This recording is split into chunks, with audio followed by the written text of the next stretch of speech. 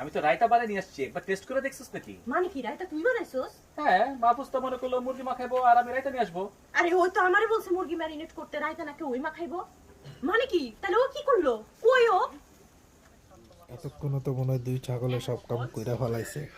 যাই আস্তে করে পিছন দিয়ে ঢুকা পড়ি। গ্রাম তো ভালোই আস্তে আস্তে। যাই যাই পিছন দিয়ে আস্তে করে ঢুকা পড়ি, ভিড়ের মধ্যে চিকেন খাইলাম। কই কই এই মাহফুজের বাচ্চা কই? চুপ!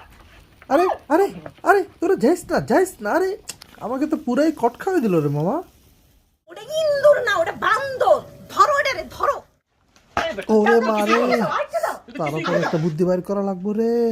এই কিছু করে নাই মানে একদম তরল ঢুকাই দিমু দুইটার ভিতরে। আরে তোর আমি কি কইছি? এই চুপ, একদম চুপ। তোর আমি কি কইছি? হ্যাঁ, তোর আমি কইছি না যে তুই রায়তা বানাবি আর আমি চিকেন মাখামু। চিকেন মাখানো হয়েছে কি হয় নাই? হ্যাঁ হইছে তো।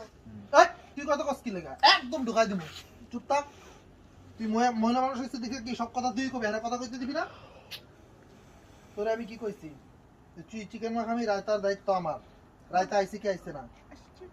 তাহলে কাম তো দুইটাই হয়েছে। আমি আবার কোন জায়গায় থাকি মারলাম? ও হ্যাঁ তাই তাই তো তো। রে। ও তো সবই করছে। সবই তো করছে। পাগল ছাগল করতে পারছি না। ঠিক আছে ঠিক আছে। Sorry sorry.